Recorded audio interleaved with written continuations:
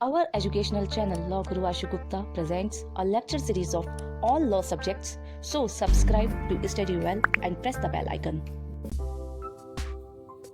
नमस्कार दोस्तों, मैं आशु गुप्ता अपने चैनल लॉ गुरु आशु गुप्ता में आप सभी का आज फिर से स्वागत करता हूं। लेबर लॉ की चलती हुई सीरीज में कल हमने पढ़ा था इंडस्ट्रियल डिस्प्यूट एक्ट के बारे में कि इंडस्ट्रियल डिस्प्यूट एक्ट में कौन कौन से इंपॉर्टेंट क्वेश्चन पूछे जाते हैं और लगभग 40% पेपर आपका वहां से आता है। लेकिन उसके अलावा भी मैंने आपको पहले भी बताया कुछ इंपॉर्टेंट एक्ट्स और हैं जिनके बारे में आज बात करेंगे, जैसे ट्रेड यूनियन एक्ट और फैक्ट्री एक्ट। तो ट्रेड यूनियन एक्ट 1926 या फैक्ट्री एक्ट 1948 में कौन कौन से ऐसे इंपॉर्टेंट क्वेश्चन हैं जो एग्जाम में बार बार पूछे जाते हैं, तो इस वीडियो में उन्हीं के बारे में समझेंगे और उन्हीं के बारे में जानेंगे ताकि आपको एग्जाम देते समय ये पता लग सके कि किस तरीके से कौन सी क्वेश्चन आप कौन से एक्ट से पढ़ सकते हैं और लेबर लॉ के पेपर को इजीली तरीके से कवर अप कर सकते हैं।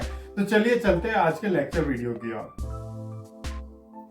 तो चलिए आज पहले बात कर लेते हैं ट्रेड यूनियन एक्ट 1926 के बारे में कि इसमें कौन कौन से इंपॉर्टेंट क्वेश्चन है। उसके बाद जानेंगे फैक्ट्री एक्ट के बारे में, वहां पर कौन कौन से क्वेश्चन आपको एग्जाम के लिए पढ़कर जाने हैं।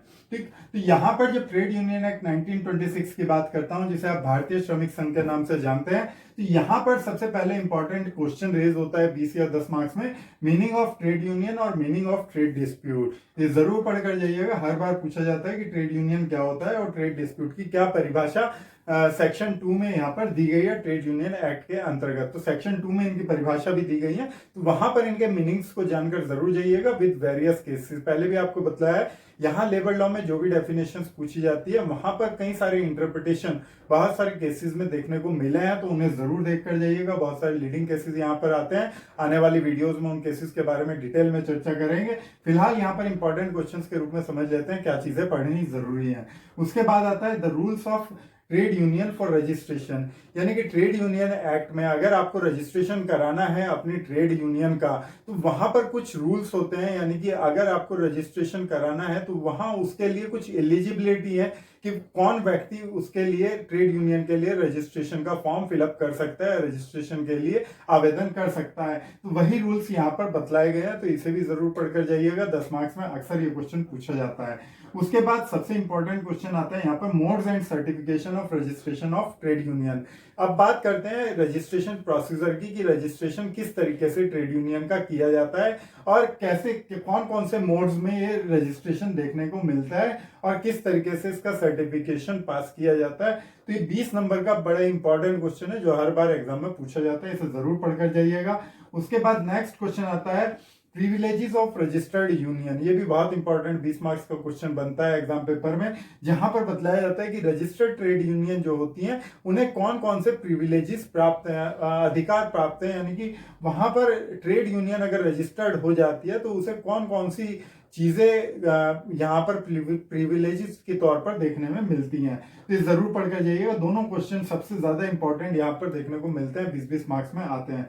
उसके बाद एक इंपॉर्टेंट क्वेश्चन आता है procedure and effect of amalgamation of trade union. हालांकि कम पूछा जाता है लेकिन फिर भी इसे पढ़कर जरूर जाइएगा, क्योंकि कई बार शॉर्ट नोट में या 10 मार्क्स में ये पूछ लिया जाता है अमलगमेशन ऑफ ट्रेड यूनियन क्या होता है अंडर ट्रेड यूनियन एक्ट। ये भी ध्यान रखिएगा, जहां पर ट्रेड यूनियन का एकीकरण किया जाता है और उसके क्या इफेक्ट होते हैं, क्या उसका प्रोसीजर है और क्या उसके प्रभाव होते हैं। ये क्वेश्चन 10 मार्क्स में या 4 मार्क्स में अक्सर आपके एग्जाम पेपर में पूछा जाता है। उसके बाद नेक्स्ट क्वेश्चन आता है appeals against any refusal to register a union और विड्रॉल और कैंसिलेशन ऑफ रजिस्ट्रेशन। ये सीधी सीधी बात कहता है यहाँ पर इस क्वेश्चन में, अक्सर 10 मार्क्स में पूछे जाने वाला क्वेश्चन है, जहां पर ये पूछा जाता है कि अगर किसी भी ट्रेड यूनियन ने रजिस्ट्रेशन कराने के लिए आवेदन किया और रजिस्ट्रार के द्वारा ऐसे आवेदन को रद्द कर दिया जाता है तो उसकी अपील का क्या प्रोसीजर होगा। साथ ही ये भी बतलाता है कि अगर किसी को विड्रॉल और कैंसिलेशन कराना है, कर दिया गया है किसी का विड्रॉल और कैंसिलेशन, तो उस कंडीशन में यहाँ पर क्या अपील कि क्या प्रोसीजर्स दिए गए हैं, अपील किस तरीके से की जा सकती है। तो ये क्वेश्चन जरूर पढ़कर जाइएगा। मुश्किल से 6-7 क्वेश्चन है जो ट्रेड यूनियन एक्ट में पूछे जाते हैं और उनमें भी 3 क्वेश्चन बहुत इंपॉर्टेंट है, जहां पर आप मोड्स एंड सर्टिफिकेशन पढ़ेंगे, प्रिविलेजेस पढ़ेंगे और withdrawal and cancellation of registration procedure यानी कि अपील प्रोसीजर के बारे में बात करेंगे। तो इन्हें जरूर करके जाइएगा। इसके बाद बात करते हैं फैक्ट्री एक्ट के बारे में। तो फैक्ट्री एक्ट में देख लेते हैं कौन कौन से क्वेश्चंस आपको पढ़कर जाने हैं, तो इन्हें जरूर देख कर जाइएगा। सबसे पहले आता है यहाँ पर safeguard provided by the act for the protection of the health of the worker. देखिए मैंने पहले भी आपको बताया था, लेबर लॉ बना है सोशल सिक्योरिटी के लिए, लेबर को सोशल सिक्योरिटी दिलाने के लिए, तो यही इसका एक मेन ऑब्जेक्ट भी है। और मैंने आपको पहले भी बताया ऑब्जेक्ट ऑफ लेबर लेजिस्लेशन अक्सर 20 मार्क्स में क्वेश्चन भी पूछा जाता है, तो वहीं पर ये चीज आपको देखने को मिलेंगी। यहाँ उसी के रिगार्डिंग एक प्रोविजंस यहाँ पर दिए गए हैं, जहां पर बतलाया गया है कि कौन कौन से सेफगार्ड्स यानी कि सुरक्षा के उपाय यहाँ पर protection of the health of the worker के लिए अवेलेबल रहेंगे, जो फैक्ट्री एक्ट 1948 में दिए गए हैं। यानी कि फैक्ट्री के अंतर्गत अगर कोई भी लेबर काम कर रही है तो उस समय उसे कौन कौन से एनवायरमेंट प्रोवाइड कराए जाएंगे, यानी कि हेल्दी एनवायरमेंट में वो काम कर सके, तो उसी के रिगार्डिंग यहाँ पर ये प्रोविजंस डाले गए हैं। 20 मार्क्स का ये क्वेश्चन आता है, तो जरूर पढ़कर जाइएगा।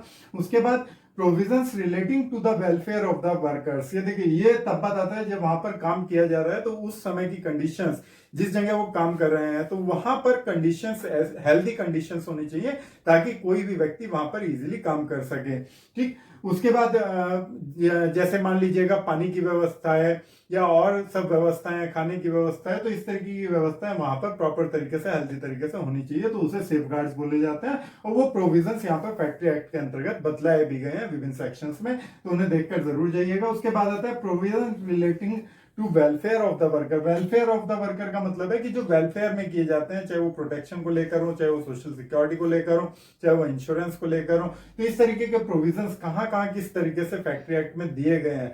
क्योंकि हमारे यहाँ क्या होता है, अगर किसी भी एक्ट में ये चीजें नहीं लिखी गई है तो कहीं भी एप्लीकेबिलिटी नहीं देखने को मिलती, तो इसीलिए यहाँ पर जोर देकर उन सब चीजों को डिफाइन किया गया अलग अलग सेक्शन में कि फैक्ट्री एक्ट के अंतर्गत फैक्ट्री मालिक को कौन कौन सी चीजों का ध्यान रखना चाहिए जब वो लेबर से काम करा रहा है, तो उसे कौन कौन सी सेफगार्ड्स और कौन कौन सी सोशल सिक्योरिटी या वेलफेयर में कदम उठाने चाहिए, तो ये जरूर पढ़ के जाइएगा। उसके बाद नेक्स्ट क्वेश्चन आता है provisions relating to working hours, annual leaves and living wages. देखिए फैक्ट्री एक्ट में भी ये बतलाया गया है कि वहां पर जो भी लेबर काम करती है तो उसके वर्किंग आवर्स क्या होंगे, या एनुअल लीव्स किस तरीके से होंगी, या एक्स्ट्रा वर्क कराया जाता है तो किस तरीके से उन्हें पे आउट दिए जाएंगे, या लिविंग वेजेस जो उनकी वेजेस हैं वो किस तरीके से यहाँ पर होंगी, उनके क्या क्या प्रावधान होंगे, क्या क्या प्रोविजंस होंगे, तो वो सब यहाँ फैक्ट्री एक्ट में बतलाए गए हैं, तो उसे जरूर देख कर जाइएगा। यहाँ पर सिर्फ आपको प्रोविजंस याद रखना है कि कौन से सेक्शंस में क्या क्या चीजें दी गई है और उन्हें हेडिंग्स वाइज यहाँ पर बतला देना है, तो 10-10 या 20-20 मार्क्स में क्वेश्चन यहाँ पर पूछे जाते हैं। उसके बाद अनदर क्वेश्चन आता है provisions regarding penalties and procedure and trial of offences by the courts. अगर कोई भी फैक्ट्री मालिक इन सब प्रोसीजर्स को फॉलो नहीं करता है तो वहां पर क्या पेनल्टीज होंगी और ट्रायल ऑफ ऑफेंसेस के कोर्ट में क्या क्या प्रोसीजर्स होंगे, तो वो सब यहाँ पर आपको पढ़कर जाना है कि किस तरीके से इस एक्ट में बतलाए गए हैं। देखिए यहाँ पर आप कंफ्यूज हो सकते हैं क्योंकि लेबर लॉ में बहुत सारे एक्ट हैं, इंडस्ट्रियल डिस्प्यूट एक्ट में अलग चीजें बतलाई गई हैं पनिशेबल ऑफेंसेस के अंतर्गत, और फैक्ट्री एक्ट में अलग। तो ध्यान रखिएगा कि जब भी आप एग्जाम पेपर दे रहे हैं तो वो कौन से एक्ट की बात पूछना चाहता है, वहां पर आगे लिखा रहेगा अंडर इंडस्ट्रियल डिस्प्यूट एक्ट या अंडर फैक्ट्री एक्ट, तो आपको ये समझ लेना है कि वो कौन से एक्ट की बात कर रहा है, और इसे ध्यान भी जरूर रख कर जाइएगा क्योंकि कई बार यहाँ पर स्टूडेंट कंफ्यूज हो जाता है। उसके बाद एक इंपॉर्टेंट क्वेश्चन आता है यहाँ पर exemptions of occupier manager from liability. यहाँ पर आप देख रहे होंगे ऑक्यूपायर। ऑक्यूपायर एक बड़ा इंपॉर्टेंट वर्ड है क्योंकि ऑक्यूपायर अक्सर आपसे शॉर्ट नोट में अलग से भी पूछा जाता है, तो इसकी डेफिनेशन जरूर पढ़कर जाइएगा। मैंने आपको पहले भी बताया एम्प्लॉयर, एम्प्लॉय और वर्कमैन, और साथ में यहाँ ऑक्यूपायर, ये चार जो डेफिनेशन है ये आपको क्लियरली पता होनी चाहिए जब भी आप लेबर लॉ का पेपर देने जाते हैं। तो यहाँ पर भी एग्जम्पशंस बतलाई गई हैं कि ऑक्यूपायर यानी कि जो भी फैक्ट्री को संभालता है, जो उसकी देखरेख करता है, तो उस व्यक्ति को कहाँ कहाँ एग्जम्पशन दी गई हैं अगर उसकी वहां लायबिलिटी अराइज होती है, तो उस लायबिलिटी से कब वो एग्जम्प्ट हो सकता है, तो ये कंडीशंस वहां पर बतलाई गई हैं, जिसे आप शॉर्ट में मैनेजर भी समझ सकते हैं, लेकिन ऑक्यूपायर और मैनेजर में डिफरेंस भी होता है थोड़ा बहुत, तो वो भी देख कर जाइएगा। उसके बाद यहाँ पर देखते हैं liabilities of employer on accident, यानी कि अब अगर फैक्ट्रीज एक्ट के अंतर्गत फैक्ट्री में काम करते हुए कोई एक्सीडेंट घटित हो जाता है, कोई मिसहैपनिंग हो जाती है, तो उस कंडीशन में यहाँ पर एम्प्लॉयर यानी कि फैक्ट्री मालिक की क्या लायबिलिटीज होंगी, किस तरीके से वो यहाँ पर रिम्बर्स की जाएंगी लेबर को, तो सारे प्रोविजंस यहाँ पर पूछे जाते हैं और 20 मार्क्स में बड़ा इंपॉर्टेंट क्वेश्चन ये देखने के लिए आता है। उसके बाद नेक्स्ट क्वेश्चन आता है obligation and duties of a worker. जिस तरीके से फैक्ट्री मालिक की यहाँ पर एम्प्लॉयर की कुछ ड्यूटीज बतलाई गई हैं, यहाँ पर आप देखेंगे तो लायबिलिटीज के तौर पर ड्यूटीज यहाँ बतलाई गई हैं, उसी तरीके से जब वर्कर के द्वारा काम किया जाता है तो वहां पर भी ऑब्लिगेशंस और ड्यूटीज ऑफ वर्कर यहाँ डिफाइन किए गए हैं। ये क्वेश्चंस भी अक्सर नहीं आता है, लेकिन फिर भी आप जरूर देख कर जाइएगा क्योंकि इंपॉर्टेंट क्वेश्चन है, 10 मार्क्स में पूछे जाने वाला क्वेश्चन है। तो इस तरीके से आपने देखा लगभग 14-15 क्वेश्चन दोनों एक्ट से निकल कर आते हैं, चाहे वो ट्रेड यूनियन एक्ट की बात करूं या फैक्ट्री एक्ट की बात करूं।